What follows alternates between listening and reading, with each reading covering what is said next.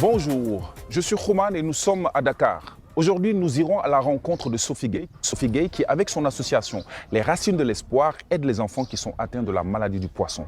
Vous allez rencontrer des enfants magnifiques, des enfants qui sont courageux, qui ne demandent qu'une seule chose, vivre comme tout le monde. On y va.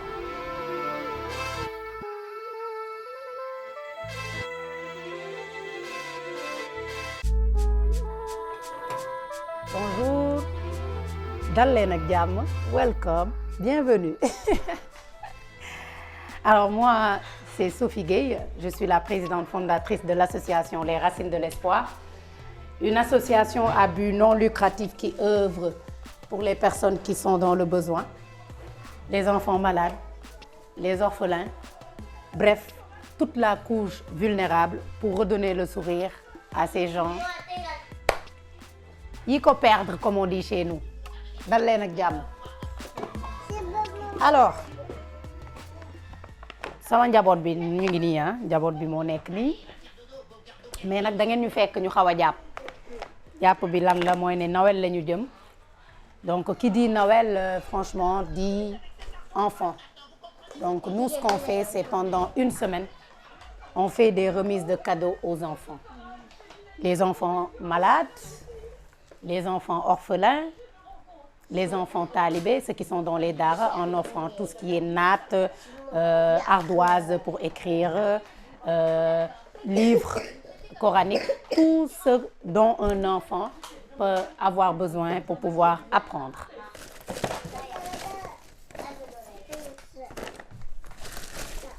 Foykaayam comme ça duñu jaxase affaire yi, d'accord? Par exemple poupée bi bu nekkee yaa ko moom damay bind maman Fatou comme ça bu may ñëw damay xool rek ma xam ni ah poupée bi maman Fatou moo ko moom kenn bi am maman pour yow sa bakken bu baax fomp leen bakken yi bu baax soxnaam comme yow ku fomp nga fomp jërëjëf xamoo li nga def sax acakaay jublu ci liggéey bi. C'est bon su ñandu ba pare soit def ci poche am def ci poche loo yor sa mouchoir defal ci sa poche an sa bos teg ko ci sa waaw fi nga ko kepp noonu.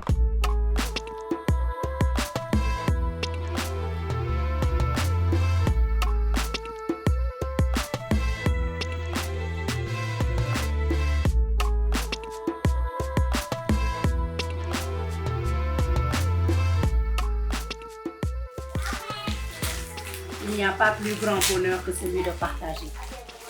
C'est magique. On peut être ici jusqu'à 1h, 2h du matin. On est là. Et on fera tout par amour. On continuera à tout faire par amour.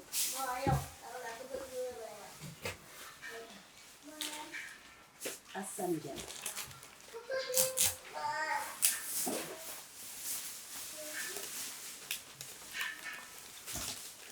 Une petite visite ci waañ bi. Là, vous avez Mariama Kaling, Linky, comme j'aime l'appeler, Linky. Une brave femme, et puis voilà, c'est les Racines de l'Espoir, c'est comme ça. C'est des gens qui ont de grands cœurs, qui se sont réunis autour d'un même objectif. Donc là-bas, c'est des cadeaux qu'on emballe, et ici, elles sont en train de faire ce qu'on appelle du fataya. Fataya. Ak beñe. Beñe baa ngi nii. Ak lan? Elle c'est Mariam. Sigil ba laqatu bi. Voilà. Comme d'habitude. Et elle c'est Abi, la maman de Fatou. C'est elle qui gère les enfants avec moi ici à la maison. Une grande dame aussi au grand cœur, machallah. Le plat préféré des Sénégalais, du poulet, ginzé, ginaar gi.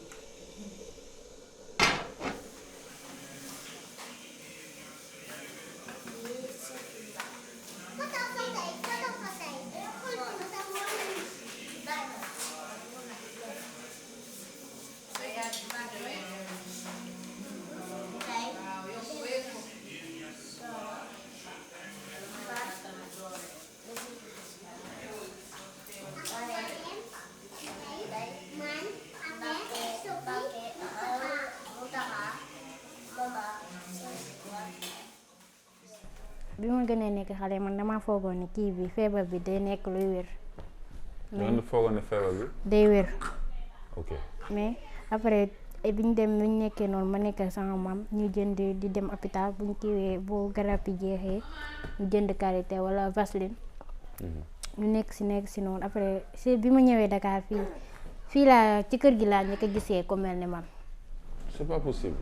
parce que dama daan toog foofu bu ñu jugee marché ñëw ni Ndeye Soxna tey de gis nañ ko mel ni yow ay ree la may def sax dama naan ñii ñoo bëgg lu neex nit rek. damaa foogoon ni que man doog maa amee feebar bi loolu laa doon jàpp. kon Touba amoon feebar bi tamit. waaw Touba am nañu am feebar bi mais man daaw ma jénn dama daan tëju rek génnati foo ak sa morom yi tout ça. daan naa jénn loolu bi ma daan jénn di foo sama morom bi ma gënee nekk xale la woon. nga xam ne boobu kii waguma mënaguma kii nit ñi du ma comprendre nit ñi kii buñ may xoolee. affaire yi lay xoolee waaw.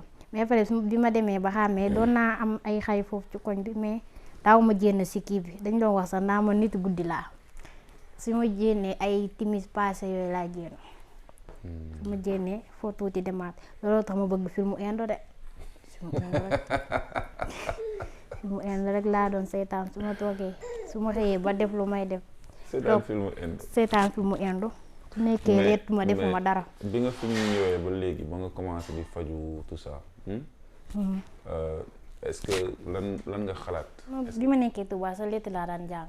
létt kon mën nga létt. mën naa létt loolu laa bëgg létt yi sax rarement laa ko doon def ndax ñu bari dañ doon wax naan affaire bi day wàlle affaire yooyu.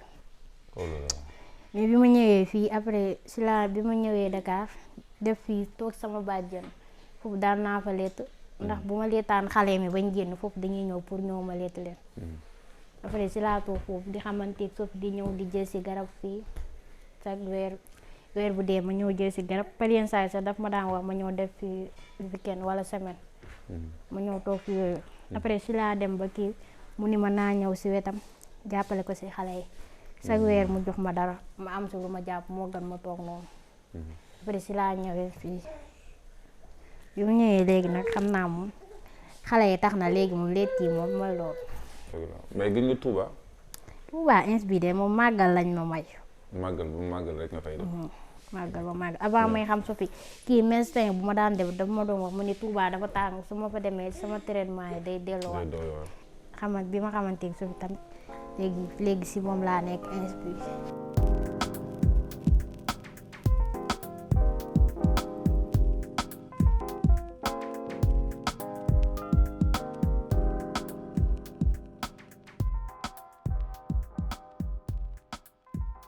waaye boobu nan la waaye ko waaw waay baax looy jooy damaa gis ku ma gën a baax yow yaa ma gën a baax yow way boobu bàyyi ma la koy wayal yow waay. Moi, je pense que l'engagement que j'ai eu à travers l'association Les Racines de l'Espoir sur l'ichthyose congénitale, c'est pas qu'on a choisi spécifiquement cette maladie, c'est qu'on lutte en général contre la stigmatisation des personnes, des enfants. C'est au Sénégal où ceux qui ont l'albinisme sont appelés pounets, ceux qui ont la trisomie 21 sont appelés mongols. Ces enfants-là sont appelés crocodiles ou serpents. Il y a toujours des connotations derrière certaines maladies. Et pour lutter contre la stigmatisation, moi j'ai décidé de m'engager sur ces causes pour que les gens puissent voir qu'ils sont comme les autres, qu'ils ont le droit de vivre, de sourire, d'apprendre, de travailler, d'aimer, voilà, tout ce qui va avec, de s'épanouir. Donc, l'association, est-ce qu'il y a beaucoup d'enfants qui dépendent pour les médicaments, pour les traitements, qui dépendent de votre association? Oui, au début, il y a 8 ans en arrière, il n'y avait que le petit Mohamed, quand il était bébé. Et avec lui, à travers la communication un peu sur les réseaux, je voulais faire connaître la maladie, je voulais en parler, je voulais qu'ils aient des droits. Les autres personnes sont venues. Ils m'ont dit, mon enfant est comme ça. Et on dit qu'il est maudit. Je dis non, c'est l'ichthyose congénitale. C'est une maladie génétique. C'est une histoire de manque de globules rouges dans le sang, d'infection, de mariage consanguin. J'explique aux parents et ils comprenaient. Petit à petit, les gens venaient et de partout, parce qu'ils sont maintenant 25, un peu partout, qui viennent tous les mois pour récupérer des médicaments qui hydratent le corps, traitement de la peau pour leur peau et traitement pour leurs yeux. L'ichthyose, c'est une maladie congénitale héréditaire et c'est des enfants qui naissent avec une peau très écailleuse, très poissonneuse. Il y a plusieurs formes cliniques. On peut aller de l'ichthyose récessive liée à l'X jusqu'au fœtus arlequin qui est la forme létale de la maladie. Ce que nous voyons beaucoup ici, c'est le bébé collodion, la forme intermédiaire. Donc, c'est des enfants qui naissent donc, avec une peau très écailleuse, vraiment, et qui le vivent mal. Les parents le vivent très mal. Donc, nous, on pose, le diagnostic se fait à la naissance. Malheureusement, comme c'est une maladie héréditaire et congénitale, on vit avec. Donc, on est obligé donc, de trouver un traitement et le traitement, c'est souvent à vie. Comment est-ce que vous avez commencé votre collaboration avec Sophie? La collaboration juste est commencée par téléphone. Donc, il m'a appelé un jour, il m'a dit j'ai un enfant qui est né comme ça. Et j'ai dit que c'est un bébé collodion, Sophie. Malheureusement, on ne peut pas les guérir. C'est un traitement à vie. Il faut venir me voir, comme ça je pose un diagnostic et comme ça je peux te donner quelques échantillons de produits. Il faut faire connaître la société cette maladie et il faut trouver des solutions de soutien, puisque c'est souvent la famille n'est pas très riche pour contenir le traitement de ses enfants. Bonjour, salam alaikum. Un autre jour, c'est le 24 décembre, Noël des enfants pour l'hôpital pour enfants Diamniadio avec Association des veuves et orphelins du Sénégal. Ça va être une très très belle journée. Suivez-nous.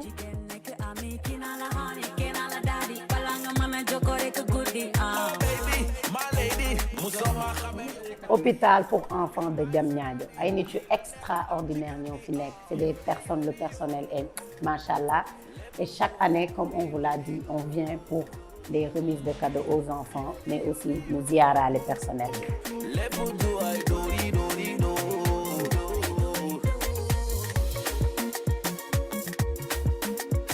Man Sophie laa tudd. Association bi fi ñëw tey mi ngi tudd les racines de l'espoir dégg association la boo xam ne day dimbali ay xale yoo xam ne soit dañu feebar wala yeneen dafay dimbali aussi ay nit pour ñu gasal leen ay teen ci dëkk yi ñu ne dañuy tabax ay bërëb yoo xam ne xale yi foofu la ñuy jàngee et puis aussi dañuy tabax ay bërëb yoo xam ne ay xale mën nañ fa tamit fajoo comme ay case de santé donc dañ fi ñëwoon cette année pour indil la cadeau d'accord di ñaan yàlla nga jug fii nu mu gën a gaawee et que boo gënee màgg nga ñëw nga rejoindre ñu ci liggéey bi ñuy def incha allah dégg lii yow yaa ko moom na nga tane bu baax dégg nga góorgóorlu faju incha allah am da nga bëgg a jug ko ci teg allez mën nga demee ne ci wetu murit léegi mën nga demee ci wetu murit ne c'est bon voilà ok saabal am nga ci quelque foog naa am nga benn jacket ci biir ak yooyu pour boo seddee d'accord ma dimbali la tegal la ko nekk après nga daaj ko de rien gaawal nag nga jóge fii incha allah dégg allez prends soin de toi ñoo ko bokk yaay merci beaucoup Damara aca waxal ah dégguloo la dégguloo la pulaar rek ngay laal man nag mi na ni ay dara laa déggul nag dara yàgg naa ci yéen si pulaar yi mais dégguma dara baax na bon courage mënuma la expliquer comme xale bale ñun li ñuy def malheureusement parce que pulaar lay làkk léegi kii làkk pulaar dina ñëw expliquer la ñun ñooy ñan graaw léegi kii dina am kuy làkk pulaar si ñun ñoo ko parce que dañu bëgg jox xale yi kal mais en même temps bëgg nañ ñu xam ñun la ñun pas mu nekk juste une remise comme ça après dem parce que xale day mooy gën a capter ko mag.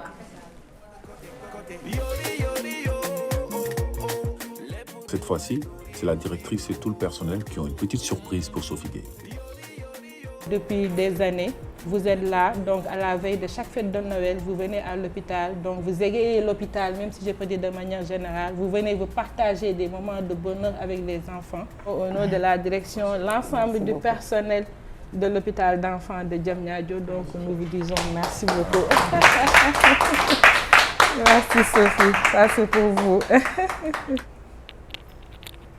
Un calendrier et l'agenda. Et l'agenda. Pour y noter les projets. Voilà, c'est ça.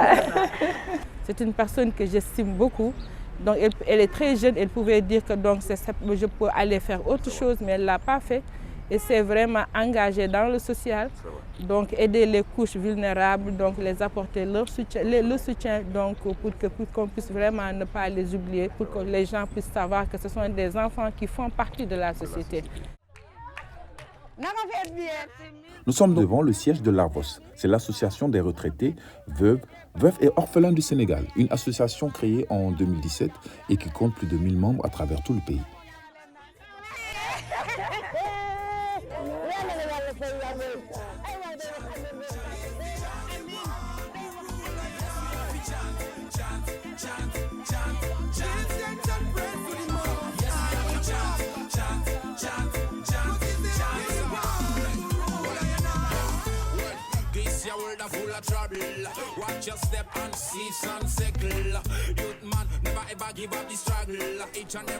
Papa ku pare rek na demaat ci ginnaaw noonu ci ginnaaw waaw fii moom bokk na ci fi ma gën a neex parce que fii mën nañ ne suñu yaay yi lépp ak ñoom la tàmbalee te incha allah lépp lu ñu am dinañ ko bokk ak ñoom di wax nag ni li leen dal ñoom jommul kenn c'est des veuves yàlla moo yor dund moom moo yor dee donc tey du ñoom ñooy décider ndax seeni borom kër dañuy génn àdduna dañuy xëy nattu ñëw dal ci seen kaw ñu nangu ko parce que loolu ndogal la wante tamit il faut que nit ñi di leen sóor di leen sédd di leen xalaat ndax yor njaboot dafa metti waaw mën nga fotowaale lii ñuy waxtaanee nii ensemble appilon bàyyi voilà gis nga c'est bon 1 2 3 ñu yëkkati suñu cadeau ah mais ngay bësaale rek man bu leen ma sóor ana cadeau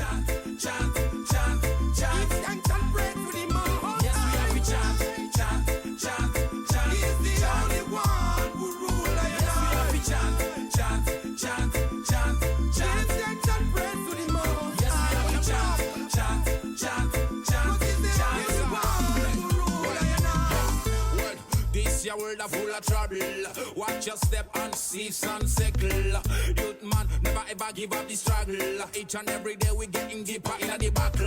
Yes, even though this life is getting harder. Yes, never let the devil crossing your border. Yes, he my stronger, I know you're stronger. So, I'm from man, never let him conquer. Him the one I man believing. His love make him and living. Even though this life is hard, never him deceiving.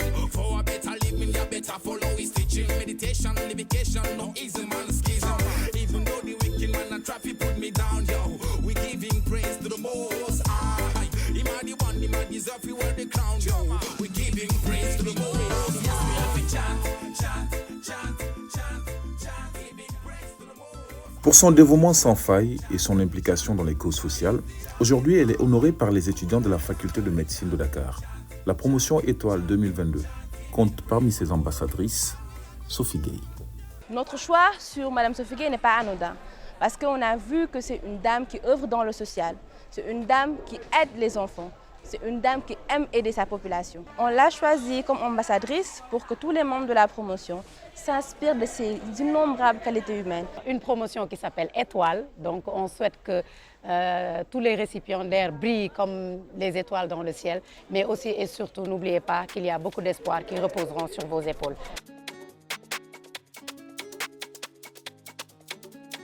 Chaque mercredi soir, dans l'émission Gis Gis qui passe sur la Sen TV, les téléspectateurs retrouvent avec grand plaisir Sophie Gueye, avec ses analyses très pertinentes et très subtiles. Je prends un malin plaisir à le dire que l'éducation, mooy richesse bi gën a mag ci doomu aadama. Sa waajur mën na la bàyyi lu nekk ci àdduna ay immeuble, ay milliards. Bu la joxul yar boo xamante ni tey mën na la permettre nga dund. Véritable star des réseaux sociaux, elle va utiliser sa popularité pour organiser des levées de fonds, mais surtout, combattre les préjugés sur l'ichthyose congénitale.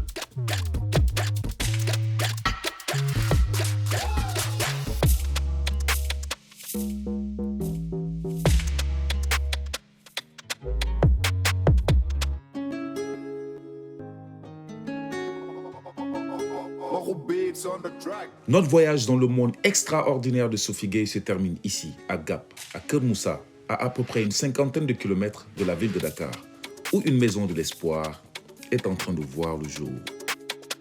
Bienvenue à la maison de l'espoir, the blue and the blanc, la couleur de l'espoir. Comme vous le savez, nous allons utiliser l'énergie solaire ici. Ok. On a tout le matériel, il reste juste avant l'inauguration, nous allons D'accord. l'installer. Ça, c'est des panneaux solaires. Def nga lépp. Vous avez combien de lits en principe ici? Vous Là, pouvez ñaata accueillir lañ 30 combien? lañ fii 60 lay mën a jël grand max. 60. Mais là, on commence par la moitié. D'accord. Et après, petit à petit, en fait. Super. Donc, vous avez une grande classe d'atelier, D'accord. une autre grande classe, Ok. l'alphabétisation, lire, écrire. Ok. Vous avez des toilettes encore ici, Ok. même schéma, Ok. doucher. Et vous avez la salle où les enfants vont apprendre le Coran. Vous avez le réfectoire. D'accord. C'est la fondation Auchan qui a financé le réfectoire. Ok.